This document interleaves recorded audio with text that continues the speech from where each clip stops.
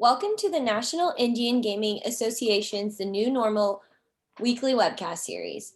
My name is Ashley Cope, and I'm the marketing manager for the Indian Gaming Trade Show and Convention. I would just like to share a few housekeeping tips before we get started. Everyone is muted by default except for our speakers. If you have any questions during the presentation, please type them into the question or chat box and they will be brought up at the end. This session will also be recorded and available on our website later this week. Now, without further ado, I would like to introduce Victor Rocha, Conference Chairman of the National Indian Gaming Association. Thank you, Ashley. Good afternoon, everyone. My name is Victor Rocha. I'm the Conference Chairman for the National Gaming Association. My co-host is Jason Giles, the Executive Director for the National Gaming Association. Welcome to New Normal. I'll never get those beginnings right. Listen, I think we have a great show for you today, a really interesting show. Over the last week on Friday, the governor of Arizona signed a sports betting deal that considerably expanded gambling in the state of Arizona. And so I thought it'd be really interesting if we took a little closer look at that and what that deal entails. I also, that this conversation is going to be a two-part deal. We're going to have today's a webcast with our friends, Jill Dorson, who's a journalist for SportsHandle, our dear friend, Valerie Spicer, founding partner for Trilogy Group, and Stephen Hart, attorney for Roca. Roca or Roca? It's Roca, right? Roca. Roca. You know what? Like my last name is Rocha. People say Roca, Roca, stuff like that. So it happens all the time. First of all, welcome everyone. So let's talk about this. First I'd like to introduce everyone. This is my friend Jill Dorson. This is the first time she's been on the show. Jill, welcome. Thank you.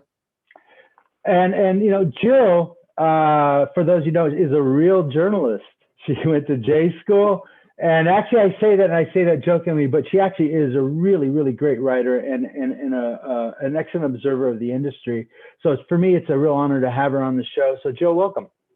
Thank you. I'm excited to be here. It's good to have you.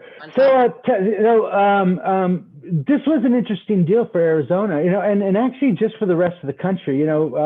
Arizona's been one of those states where the industry ran into the tribes, and if you go back a couple of years with fantasy sports and DraftKings, and it was going and it had legs, and it was just knocking state after state after state, and then it gets to Arizona and just crickets, and then you see it again and again, and then this year all of a sudden you have this deal with this expansion. Could you tell us a little bit about what's in this bill? Sure.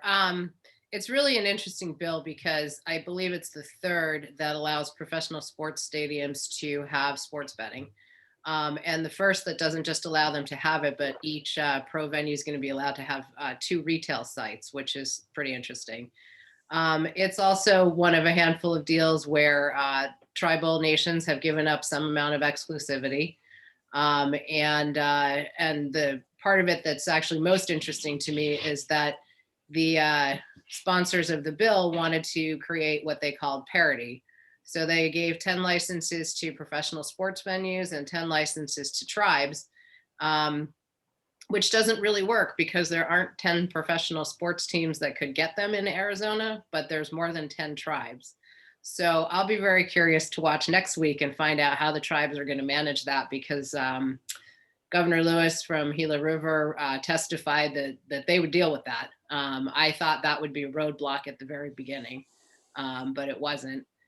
The deal also leaves the tax rate to the regulatory agency, which I'm hearing the number is going to be 8%, but I just thought it was interesting that they would handle it that way. And the hope is that they'll be live actually as early as the middle of the summer. So pretty aggressive timeline, but as you all know, there's a pretty healthy gaming infrastructure already in Arizona. So they just really need to build off of that. Wow. So Valerie, welcome back. It's good to see you, my friend. Good to see you, always.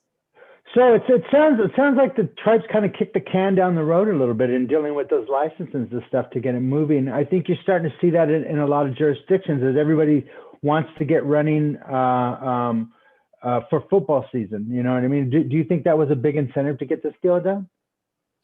Well, I think a couple things. First of all, it's more than a sports betting deal, and this has been something that has been in the works for well over almost 5 years now. And sports betting is just a part of the whole expansion here. And I think what was important from what I see was to find a way to find economic equity for all of the tribes that are involved in this discussion and the compacts here in the state. There's going to be the sporting venues, and there's the tribal casinos and the licenses that are going to take place. But at the end of the day, gaming in the state of Arizona is at tribal government gaming casinos. And that's, something to keep in mind. That's right. It just, from the 10,000 foot view, it's really quite fascinating to see this type of expansion. And like Jill said, 10 licenses for sports betting companies, sports betting, and 10 licenses for, not sports betting companies, but leagues, and then 10 for the tribes too. So it sounds like a real jump ball. But it'll be interesting in our conversations next week. And that's kind of what I was going to say, was that next week we're going to invite some tribal leaders from Arizona to also discuss this issue, to get an insider view too. So Stephen Hart, welcome. I believe this is your first time on the show all summer, right? That's right, Victor, first time. I believe this is number 39 that we've done. So it's kind of hard to believe when I look at the amount of content that we've created. But as you know, the whole point of this webcast since the beginning is to help understand these deals and understand what was happening in the pandemic and stuff like that. So welcome. I apologize it took so long, and welcome to the show. So Steve, this is, one of the things that kind of in my conversations with Val this morning was that, this is not an overnight deal, is it? This is a deal that's been in the works in one form or another for the last 5 years, right? That's right. December 2016 was when this all began. It began at that time with about 14 tribes visiting with the governor being willing to move forward and have negotiations. We don't have the luxury in Arizona that we do in California of having an 11th Amendment waiver. So this is a big deal to be able to get a governor, interested in the issue and moving along. A lot of it had to do with the perception that there was kind of a bit of a fight between a couple of the big metro tribes, and that it was time to settle that fight and move on with other things. So they settled the fight, and then everyone started negotiating a new compact, which I thought was great. I've got to tell you that Valerie is absolutely right. When I think about this compact deal, I've been living it for the last 5 years. The tail on the dog is the sports betting. I know that seems strange because it is a big expansion for sports betting, but there's so much more that's going on in this compact and for the Indian tribes. So I think that that's really the kind of the unknown factor in this. And it's only recently become something that can be talked about publicly because there was an NDA with the governor's office, there was an NDA between the tribes, but now that the compact has been signed, it's been shipped to Interior and is being now analyzed there. We can talk about it all today if you'd like. So it's a big, and for your meeting that you have next week, it sounds like, with tribal leaders, you'll want to be able to talk about these issues as well. So you tell me when you want me to spend 5 or 10 minutes going through them quick, but go ahead. Yeah, let's if you guys don't mind, I would like to hear what was in this deal, because a couple of things that I find really fascinating, obviously, is the tribes expansion. The tribings, we're looking at ball and dice games. We're looking at craps and roulette, which was something that wasn't there before. Mm-hmm. We're looking at, for a while, it seemed like Phoenix was the third rail of tribal politics in Arizona, and now we're talking about extra casinos and stuff like that. So yeah, could you give us a little intro into this deal, please?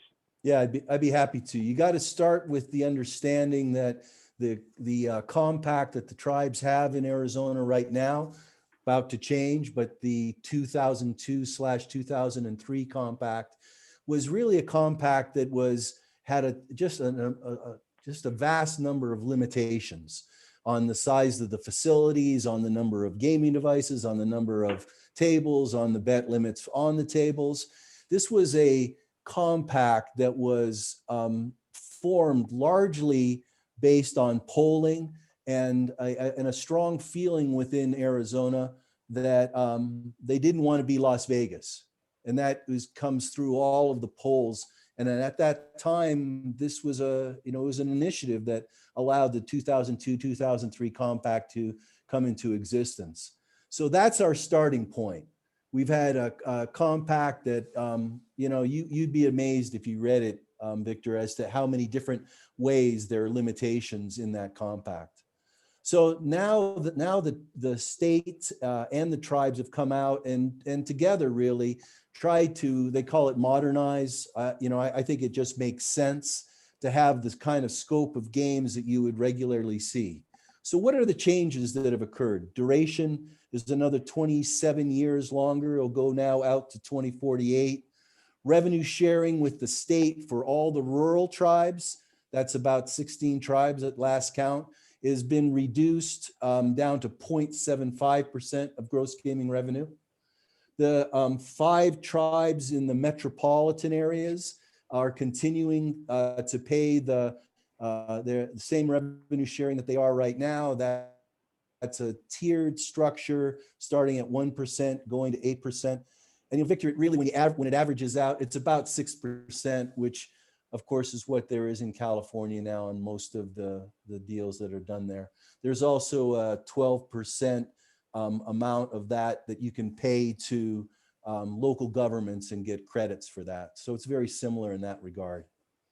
Number of gaming devices per tribe went up for virtually all tribes, not every single one, because some just couldn't use any of their devices. They just had too many.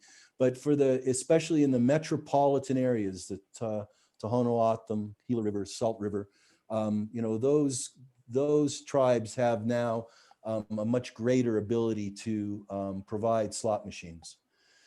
Gaming devices per facility went up as well, as did numbers of facilities. In the Phoenix metropolitan area, you'll have at least 2 that will come, in the near future. Tohono O'odham is going to build a facility, I think, in the west side of Phoenix. And Salt River, this is all in the compact. So Salt and Gila River is building one further south, but still within the greater metropolitan area. Then there are a couple more that are looked at as coming. And one of those would be Salt River. Salt River has been a little slower in making that decision, but they have the ability, if they can work things out with another tribe, to do that. And then there's another facility in northern Arizona at Flagstaff, which is near and dear to my heart because you probably know I represent the Navajo Nation in gaming. And so that's kind of a big issue for the Navajo Nation. It's a facility. The location is still a little bit in flux, but essentially we're talking just north of the boundaries of Flagstaff. So Flagstaff it is not Los Angeles. It's not Phoenix. It's not even quite Tucson, but for a rural tribe, it's an important market for us, and it's important to be able to generate those jobs.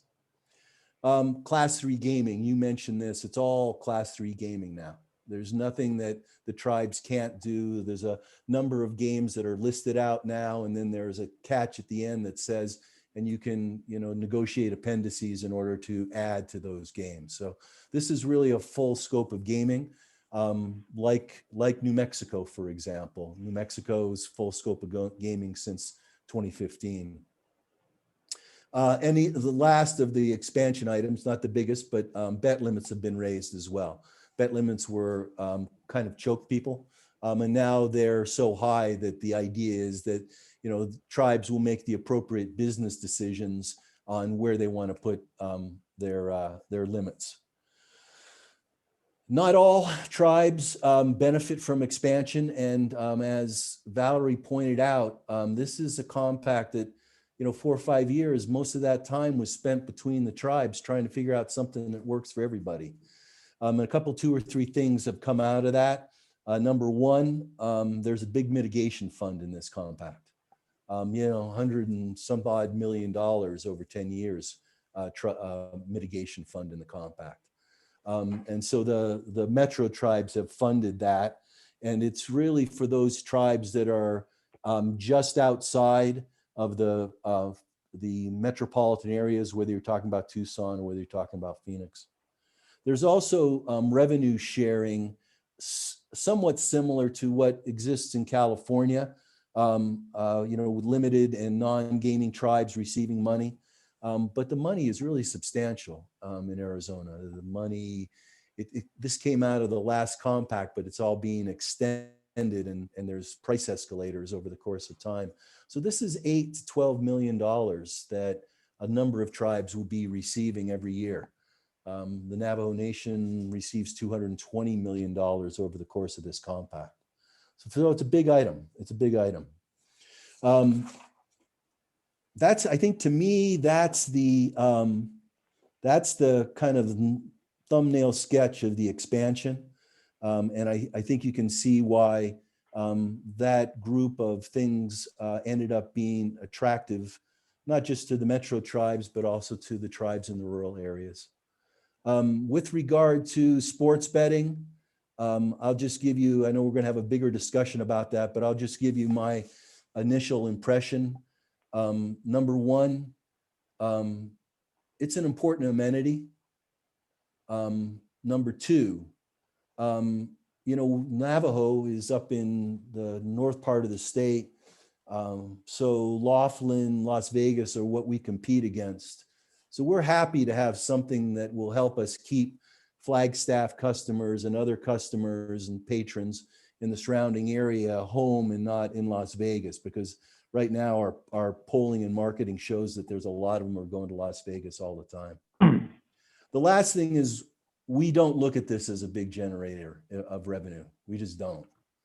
We've looked at this as an amenity, as a good way to do marketing, but $4 million a year, maybe in gross gaming revenue, maybe $8 million if things are beautiful for a single Indian tribe. I don't think this is hundreds of millions of dollars. There may be others that would disagree with that, but that from my work with the economists on this, I just don't think it's I think it's a big deal, because tribes will be going off reservation, because it's a new kind of way for tribes to do business. It may be the start of something important in that way. But I don't think from a financial perspective, this is a particularly important part of this deal. Wow. Jason, what do you think? Yeah, let me just a couple follow-up questions. So Jill, I count the 5 major sports leagues, the 4 big ones, and then including NASCAR, that gets you to 5. So I don't know if you have a professional soccer team in Arizona or an arena football league team. Do you have either of those out there? Yeah, we have both arena football and we have soccer. And I would say. So that's 7. Yeah. And PGA. PGA too. PGA 8. Okay. NASCAR. Mhm. NASCAR. Right. NASCAR's counted as well. So I think that gets you to 9. I've heard Cockfighting. Don't forget cockfighting. It is Arizona. Yeah, that's right. I've heard people talk about looking at the test, which is you have a stadium of 10,000 people. I've heard people say that there's as many as 20, but I can't count that many either. I think there's just shy of 10. Yeah, and maybe even bull riding. I don't think there's money to be made. Rodeo's Yeah. big business. And if someone can put a stadium together for rodeo that houses 10,000 people, they'll be there in a minute. I'm thinking about, go ahead.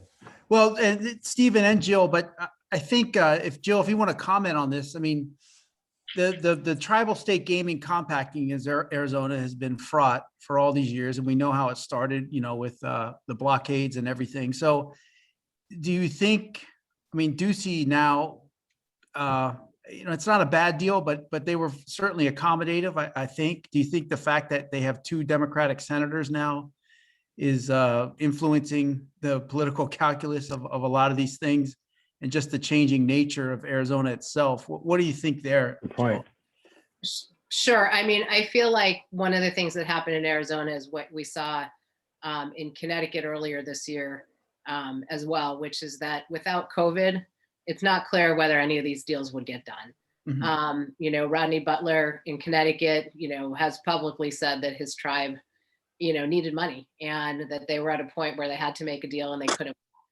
And I don't know the inner workings of any of the tribes in Arizona, but I feel like the amount of exclusivity they gave up was kind of a function of what the financial situation is, for any government in the United States right now, whether it's a state or a tribe or a county or anything else. And that, that might not have been the main driver of why this got done right now, but I suspect that it was a key driver in how it got done. And, as for negotiations being fraught, I'm sure, Jason, that you watched some of the hearings over the last few months. It's been fraught on the legislative side too. I mean, there were senators and representatives who represented tribes and said, I'm not going to vote for this, and this is why, even though their tribal leaders were sitting in the room saying that they supported it. So there was a lot of politics going on. And TJ Shope, the Senate sponsor, talked to one of our reporters, Jeff Edelstein, the day after. And basically what it sounded like is he said, look, me and Gowan don't get along. And I finally had to go into a room, me and him, and say, this is why we need to get this done. And literally like days later, the bill came back up onto the committee and on one side and the floor on the other, and it moved, fast. So, sometimes I think it's just a matter of people really sitting down, stripping away the politics, or stripping down to the very bare of what they need and making the trade. And for Valerie and Stephen, I mean, and Val, I know you're intimately involved in the regulatory side of things, the problem gambling. I mean, are there any provisions in there concerning any kind of new social program, Stephen and Valerie?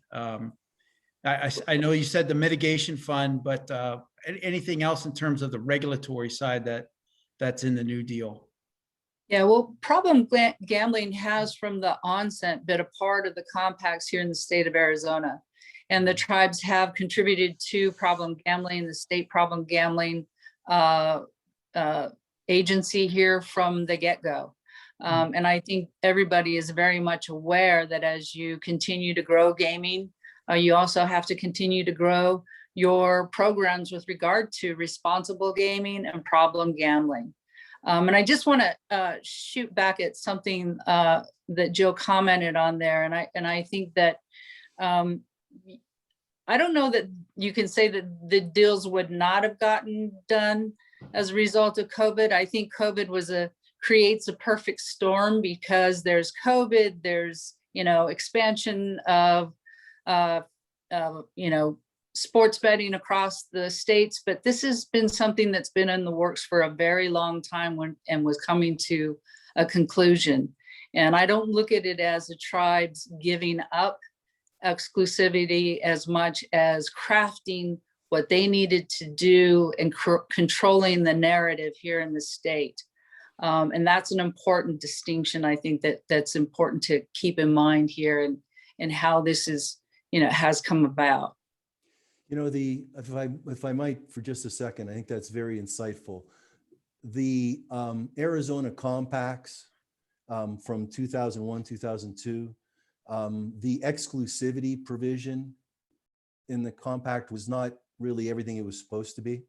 I say that because I was on the state side and we drafted first we tried to go through the legislature. We couldn't get a super majority. Tribes went on to run an initiative. The product that came out of that, and it was fast. I mean, it was like, we got 2 weeks. You'll know this saga, Victor. We got 2 weeks to get all the signatures. We've got to get on the street. Here we go. And somehow blackjack was not in the equation. So they're the only thing that tribes had exclusivity over really was the ability to do various slot machine type games. When it came to if there were new laws that would change things, those new laws, there'd be some exclusivity there, but there was some big holes in the exclusivity provision, and especially with blackjack. And so, if you ask me whether we'd rather have blackjack in the state exclusively or sports betting, that's a numbers thing, and sports betting's not going to win. So, that's a big part of that victory that you should be ready to talk to the tribal leaders about it, because they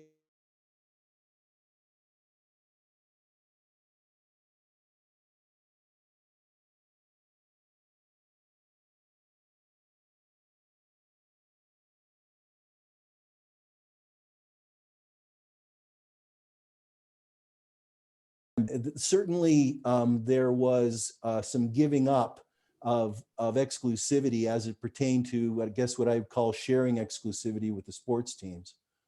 But the history of this and where the tribes were really was what was driving this. To Jill's point, the other big thing is, as President Nez from Navajo said, right now tribes need to fill their coffers. That's just plain and simple. So I think that's a very perceptive thing. It's a very big thing. In Navajo Nation, the facilities have been closed down for quite some time. They're reopening now at a limited basis, but money is needed.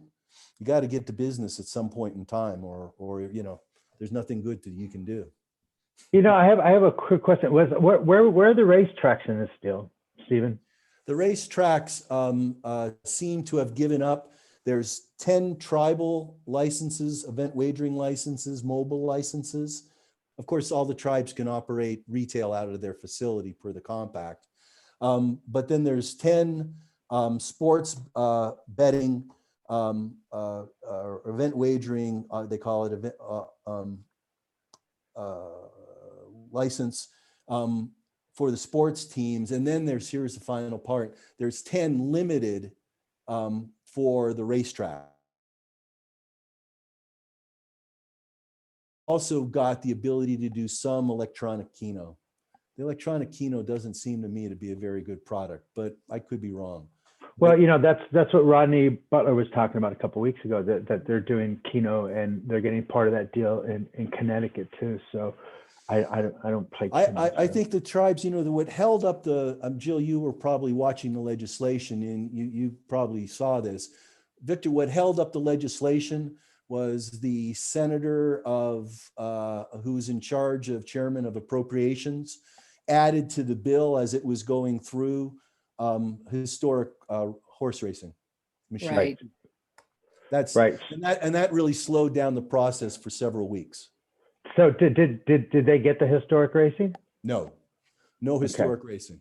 What was really interesting about that, Stephen, is from an operator perspective, when they stripped the bill and they put sports betting in the historical horse racing bill, the operators, DraftKings, FanDuel, et cetera, viewed that as a little symbol that sports betting wasn't a dead issue, that instead of just killing the bill over politics, that they kind of just tucked it someplace else.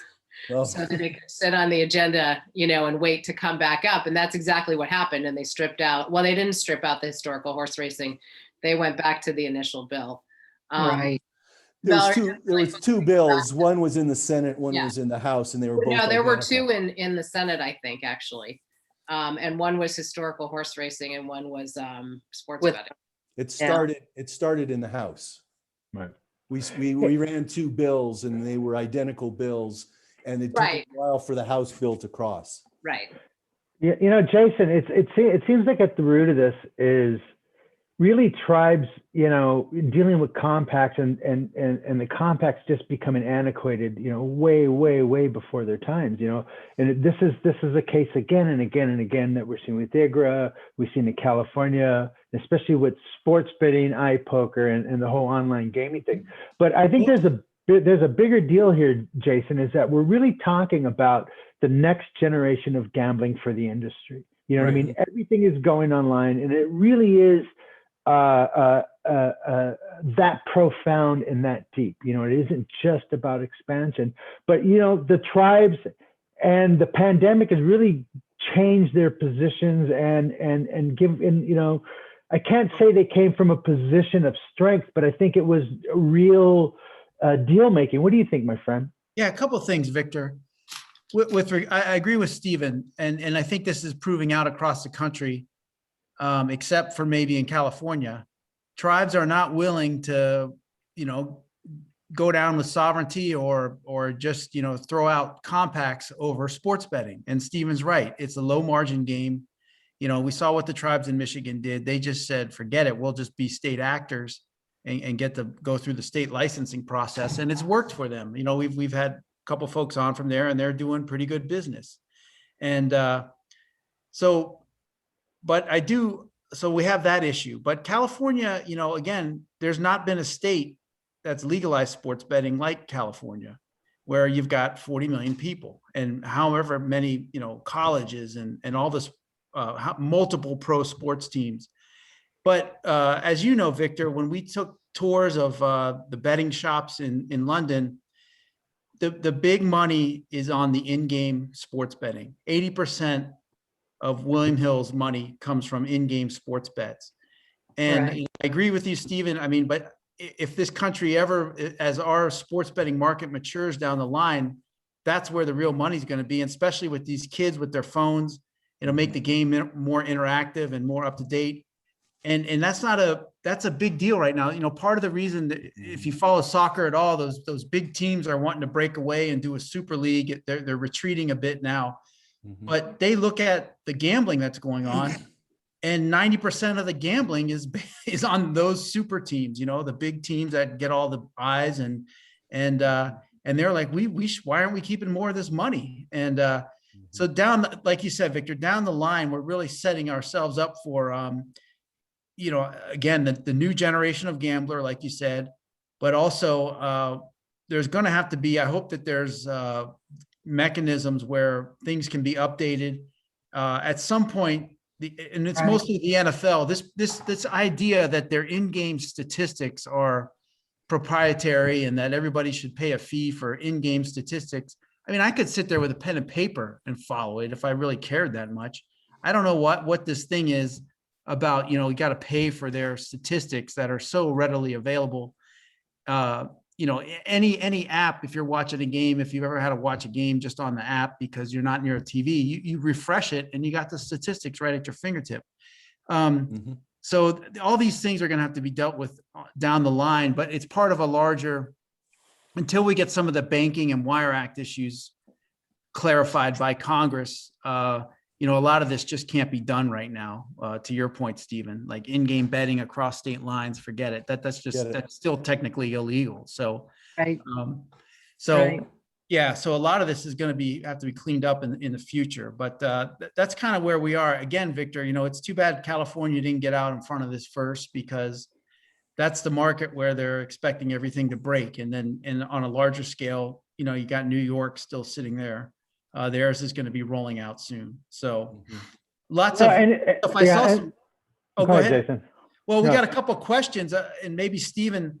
So the tribes, with regards to the sports betting licenses, the tribes themselves will issue those to whoever they select to run their sports book. Is that correct, Stephen? I'll tell you what's going on. No, it is not going through the state. That's absolutely right. So what's going on is both sports teams and Indian tribes can appoint a designee.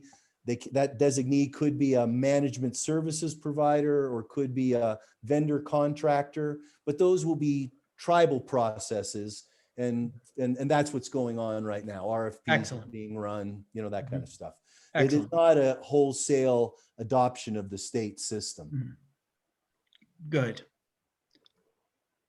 I mean, that offers some hope for a place like Oklahoma, which is, next in line to really have some kind of new deal worked out. And then same goes with California. But until we can really connect all these states together and tribes together, we won't have that volume, and sports betting will remain a very low margin game. Yep. You know what, Stephen, Agreed. I have a question.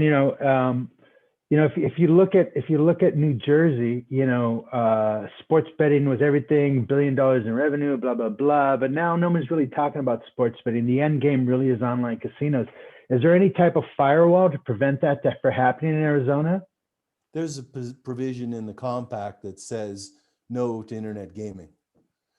So the only carve out are these carve outs that we've talked about. There's a couple, there's Keno, electronic Keno, there's a lottery draw game, and then there's sports betting and fantasy sports. And everything else is exclusivity. So it's a very narrow carve out. In fact, interestingly, the bill, the engrossed version of the bill, is an exhibit to the compact. What do you think, Jill? About Everything about it all. Look. Isn't it? Don't you think the tribes are maybe being a little? I understand protecting exclusivity, but all these companies want to get into online gaming. All the William Hills, all the Betfred, Right Said Betfred, and all the rest of these. They really want online gaming. Sports betting is just the way to online casinos. Am I correct? For some companies it isn't, for some companies it isn't. I mean, not all companies have iGaming. But yeah, certainly it's an entree into the opportunity to have iGaming. But I think one of the things that if I remember this, this new law also legalized daily fantasy, which allows all of these operators to get into a relatively big state that didn't have daily fantasy. So for places like DraftKings and FanDuel, they get both all at once. Right. Both of those companies will be in Arizona in, very different ways. FanDuel's already partnered with the Suns. That was more than almost a year ago. And DraftKings is going to be the first sports book at a PGA venue. So that will be cool too. But, I think what's interesting is that, honestly, that it's been a week since the law was signed. And we have DraftKings and FanDuel in the market. We have MGM reportedly going with the Gila River tribe. William Hill has access through their Harris Casino with is it Action? Action, yeah. And then Barstool or Wynn can get in through NASCAR partnerships that they already have. And so the question is, where's everybody else? Because there's 20 licenses out there. And most of the time when something becomes law, the dominoes just start to fall. And I think that will give you a good idea too of what each of the companies are looking for, whether or not they partner with a tribe or with a professional sports league. Yeah. Hey, let's start getting some of these questions. We kind of getting a backlog here. And first of all, Jill, thanks. That was a really good answer. I really appreciate it. And actually, moving forward, you guys have just been phenomenal. Chris Cerroti, our friend from gamblingcompliance.com, just asked a really good question. How long until tribes ask for an amendment to their compacts to allow for online gaming? And that's kind of getting back to where I was getting, which is like, that seems to be the real, golden prize, when you go in mobile. What do you think, Steve? Do you think that well? I think that that is something that will have to be dealt with, but I don't see it happening tomorrow or next year or even 5 years from now, maybe even not even 10 years from now. I just, knowing the Arizona legislature, knowing how it's built, understanding how important this revenue is for, the 3 or 4 or 5 biggest gaming tribes in Arizona, I don't see a big rush to do online betting. I just don't. Could it happen? Yeah. Do I think it will happen with casino gaming? Not in the near future, that's for sure. If I were to predict it, I would say, you know, maybe some other games, maybe there's a poker game, maybe there's something like that. But the idea of casino games going online, you'd have a tough time in Arizona getting that legislation through. This legislation got through because there was a governor that wanted, because the sports teams are very important, and the Democrats were strong enough that they could carry some votes. Normally, this is a completely a Republican House and Republican Senator, nearly completely. Right. Right. And So Stephen, Jason, yeah, go ahead, Jason. yeah, Stephen, going back to these licenses real quick. I mean, is it worth it? Because someone asked about the spring training sites and whether Yeah, they yeah. could have sports books. But I mean, that's a good question. Like NASCAR, they have one race a year in Arizona. I mean, is it really worth it for them to have a license for one race a year? Or would they just run that and you'd be able to bet on all the NASCAR races in the season? I think what people are trying to do is, I think what they're trying to do is bolster their facilities during the off season. Okay. See what I So mean? I mean, it's whether- important. It's Sorry. important to have it's important for them to have the ability to offer if you're talking about the Cardinals, you know, during the fall. But, you know, do they have any activity going on at that stadium in June? What about when people are coming to watch preseason games, all of that? I think that they're trying to bolster their and this is where I think actually in Arizona there's a risk, and this is where I think the tribes are going to have to be very tough, is that we've got to make sure that that range or scope of gaming doesn't increase, so that you go from a sports bar to, oh yeah, and we got 100 machines in the back. That's going to have to be watched out for, because there's going to be, especially with this, 5-block thing that they have so that they can push facilities outside of the sports facility and have something. I don't know. I see that there could be issues with electronic gaming in various of these locations. You know, the racetrack thing, a lot of those licenses will probably just go to OTBs. OTBs are just bars. That's all they are. There's nothing magical about them. So trying to make sure that those bars don't add machines and you don't start having that kind of problem, that's something that I think we'll probably see soon. Yeah, you see that problem. You see gaming creep happen all the time. There was some legislation passed last week, or that's working through the legislature in Minnesota, where they're trying to pull back the pull tab machines, which play like slot machines and stuff like that. And then you see the same argument again and again. It's like, well, right now we're out of our business. We're going to do it. And then the compromise comes, and half the machines stay, and you still have an expansion of gambling. I apologize, Jason, for cutting you off. Go ahead. No, that was the question. So at the spring training sites, I mean, they're not going to be able to have like some temporary license for sports betting, once a year during the spring. I don't think so. I think that, I'm sure there was some effort that way. After all, Salt River has a sports betting facility, right? Not sports betting, but a spring training, baseball spring training. So, I think the issue was broached, but the language in the bill wouldn't support that. Okay. Right. Can I jump in for a sec? Sure. Jason, I think the way that this bill's written, and it's the same in several other states that are allowing wagering at professional sports stadiums. It's not that it would be one day for the NASCAR race. It's an amenity to bring people to the racetrack 365 days a year. So they would build out a whole sports book that would be available anytime. Wow. And it became that actually became an interesting issue in Maryland, because initially the professional teams would be entitled to a sports book, but they could only be open on event days.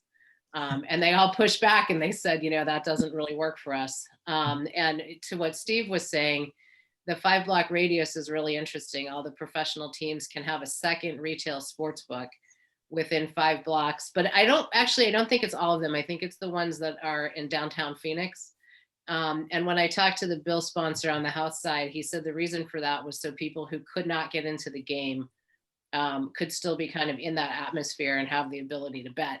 which is, sort of hilarious because they can bet on your phone. But, I guess this way they can be in a sports bar, and if they want to walk up to a teller, or a sports book, and they want to walk up to a teller, they can. Jason, this goes back to our conversation about Ted Leonis, which is, he laid out the game plan for everyone about 3 or 4 years ago, which is, you have these assets and they're only used 1 day a week or 1 year a week, and they want to turn them into 7-day a week, revenue generators. And so that's entertainments, restaurants, and stuff. You've seen it with the building of the new facility in Los Angeles, the new sports facility in Inglewood. Just look at that thing. That is the future of gaming. Mixed, housing, entertainment, stuff like that. That is the game plan for the future. So, Chris Stearns, our dear friend, has a really good question. It kind of goes to a really important question, is like, and Jill and Steve and Val too. So all this is retail, right? So there's no mobile, right? Is that what we're talking? This is all retail. You got to get in your car and go to the stadium. You got to go to the casino. So we're all talking about retail, right, Jill? No, there's mobile No. sports betting. There's mobile. Every tribe, each of the 10 tribes that gets a license, and each of the 10 sports teams that get licenses get a single skin. So there'll be 20 mobile platforms. And so this goes across the entire state. And it's kind of like the deal they did in Michigan. They're going to get state licenses. They'll have the license. It bypasses IGRA, and they have mobile gaming, right? That's right. I defer to Steve. That's right. What do you think, Jason? Yeah, I mean, like as you said earlier, mobile's where it's at, and you just look at what Virginia did. They passed sports betting in November. They don't have any physical sports books yet, but they just threw it wide open to FanDuel and everybody to get their app and download their app. And by the way, Valerie, I have friends in Virginia that did it right away, and they load up their accounts with their credit card. So Right. Virginia just threw open mobile gaming, and they're doing really well just on the mobile component because they don't have any casinos. Mhm. And they're not a big horse racing state. So, that mobile component is going to be huge just from the convenience factor. So. And Jason, it goes back to online gaming. And Val, I apologize for jumping in, but it goes back to online gaming. It's just a matter of time before they go back to online gaming. That's where the revenue is. And after a while, they're going to look at Tennessee, they're going to look at Virginia, and we're like, we're not generating that type of revenue. Val, what do you think? Well, I think mobile is the important factor to it, and I was glad to see that they allowed it. It's, it's a little bit different for the tribes, and you have to be competitive in the space. I mean, you have 10 licenses and 10 skins here in the state. Boy, that's an interesting dynamic there. And, we have to worry about, how do the tribes do mobile in consideration at IGRA, and I kind of talked with Steve about that the other day, but it's important, and I know we were talking about online gaming, and Steve's comments, I agree with him. I don't think the state is ready for that. This expansion was huge here, and and I think that's going to hold people for quite a while. And they were fortunate that, everything was in place to make it move along and move along the way it did. But I'm going to be anxious to see what happens and watch it grow. One thing that we should all be watching, it's a little bit more boring than the first legislation or the compact, but there's regulations that are going to be promulgated in the next 60 days. And a lot of the subjects that we're hitting here on now, Victor, I expect to see, including even this internet thing. There's internet provision in the compact, but it would seem to me to make sense that the tribes put a big push on these regulations to try to add some protection there as well. And so you've got those regulations, and at the same time, Jason, to a lot of your questions, problem gambling, are we expanding that? That kind of stuff is in the compacts attached to the gaming compact, and the compact is done, but the regulations or the appendices are still being worked on. Okay. Wow. Well, you know what? Listen, Arizona is just absolutely fascinating, and I think anybody who's watching to watch the way it 5 years, and then the last week it just shut off like a rocket, and I think all of us were kind of surprised that it moved so quick at the very end. But then again, you forget this has been a long process. I think you're dealing with time, and more importantly, like Jill said, without the pandemic and the shutdown, I think the tribes would have been in a different position. And so that's really changed the math all the way across, and how tribes are looking at this and stuff like that.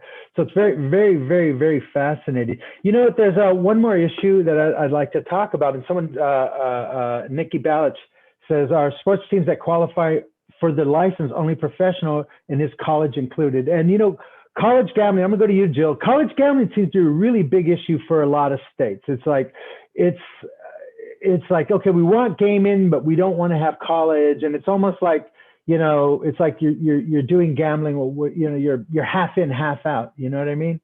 What happened with college in this deal? So I'm not 100% clear what the question is. So the first answer is that the 10 licenses out there are for pro teams only. However, the pro teams won't be running their own sports betting. They'll be run by places like DraftKings and FanDuel and PointsBet and William Hill. But there will be wagering available on college, professional, and Olympic sports in Arizona. In terms of what you can bet on, it's a very open market. There's no cutouts. There were attempts at amendments, even kind of final amendments on that issue, and they were rejected. They were rejected fairly soundly. Jason, it looks like this deal was just like, they just said, come on in, we're taking a look at it. And other than online gaming, it just seems like it was open season for gambling, right? Yeah. And I think that, given everything's so low margin, why limit even the low margin by excluding colleges or putting further restraints on it? So, again, looking at Virginia's example, that's exactly what they did. Within 2 months of the voter referendum, you were able to gamble on sports in Virginia, a place with no casinos.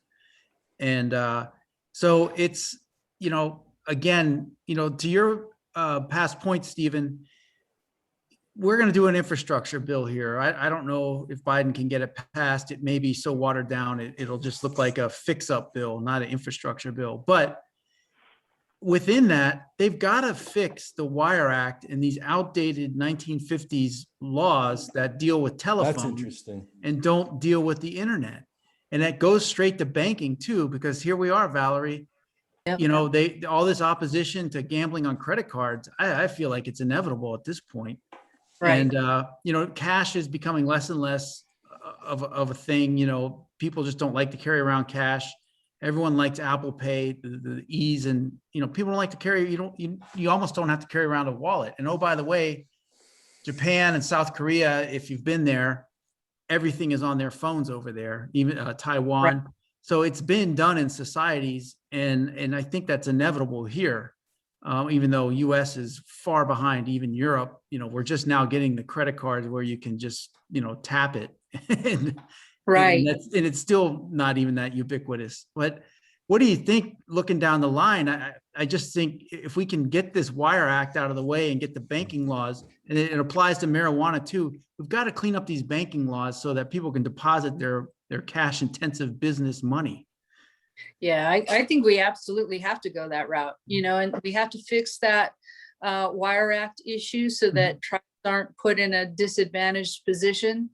And electronic, payment, that's just it. I mean, it's the way of the future. And that, again, was another thing that in this past year during COVID, the pandemic, and all those touch points that people were like, no, I'm not doing that.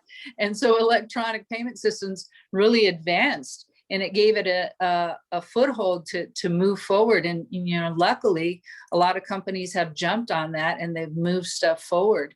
And I'd like to see that happen in the gaming space so that you don't have to carry those cards and stuff around, and we progress, but we put regulatory framework around it that protects people and consumers and, all of those things. And certainly the card issuers are going to want to make sure that they don't get left holding the bag on, payments that were not done appropriately.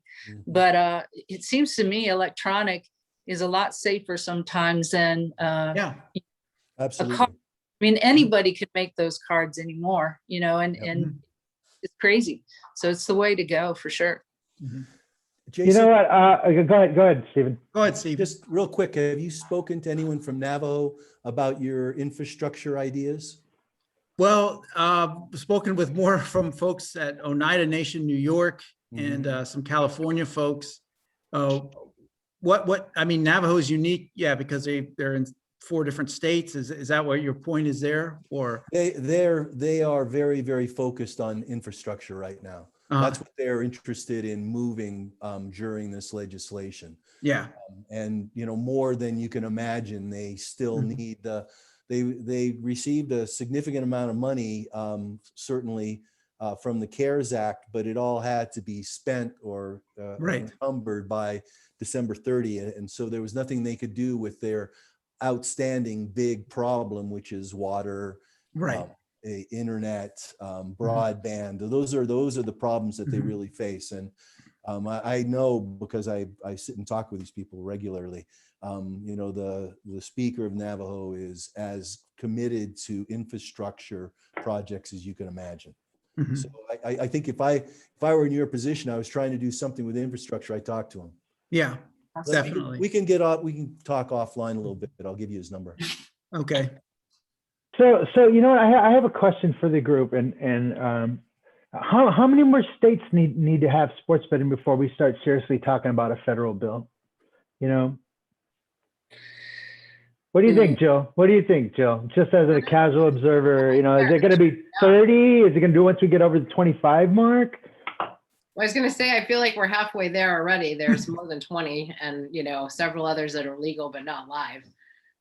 So I don't know that when that time is going to come, and I'm definitely not well versed in the details of the Wire Act, but I'm sure that there's going to come a time where it makes sense that there's enough states that are online, and there's enough money to be made, which is always the driver. Right. That it will suddenly be a light turns on in someone's head and, realizes that this, all the forces have lined up and it's time. Well, it's kind of fascinating. I mean, you look at what happened in Tennessee, and they passed sports betting, but then they allowed payday loans to have it, and then they're mixing, sports betting and payday loans. And everyone in the industry. I mean, Jennifer Roberts left skid marks leaving Tennessee. You know what I mean? Sorry, Jennifer, if you're watching those songs, but the people with responsibility is like, I'm out of this place. Now they're dealing with it, and it's just all this nonsense. So, Jason, what do you think? Is there going to be a critical point, a point of no return, when eventually there will be a federal bill? I think the point of no return is the feds will stay out of it once enough different states have sports betting and are running it their own way. And again, if you get the Wire Act out of the way, you'll see more and more states and hopefully tribal governments signing compacts saying your customers are our customers. We'll give them the same breaks, benefits, and do it that way. It'll be the Powerball model all over again. And so I think it's already gone, frankly. I mean, there's just, the Congress is so far behind on everything that this is probably 1,001 on their to-do list, and as the states get better and better at it, it's going to mature, and hopefully there won't be any big scandals or anything. But it should, every state and every tribal government should have their own sovereign choice to figure out how they want to do this for their citizens, and I think that's the way to go.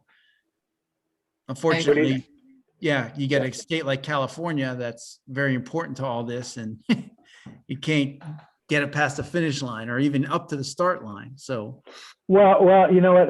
We will be talking about California very soon, because I believe Jill and I have been talking about this. The signatures are getting ready to be verified. They're getting ready to drop, and so the big question is, 2021 or 2022. And hopefully we'll be talking about this very, very soon. Val, what do you think? Are we, we're close to the end of this. And again, I apologize, everyone. We're at the end of our show. I knew this was going to be a fascinating conversation, and it was, and it is. So, you know what? I apologize that I couldn't get to everyone's questions. This was a great conversation. Jill, thank you so much. You were brilliant. Stephen, you were absolutely brilliant. I have no idea what the word promulgated means, but I'm sure it's very important. Val, thank you very much. You were wonderful. And Jason, again, I couldn't do it without you. And of course, Ashley and everyone else behind the scenes. So thank you. Stay tuned next week. We're going to be inviting the tribal leaders to talk about this deal also. So this was a very important deal. And I hope you guys learned as much as we did. And thank you very much. And we'll see you next week. Thank you. Thank you. Take care. Thank you, guys. Thank you.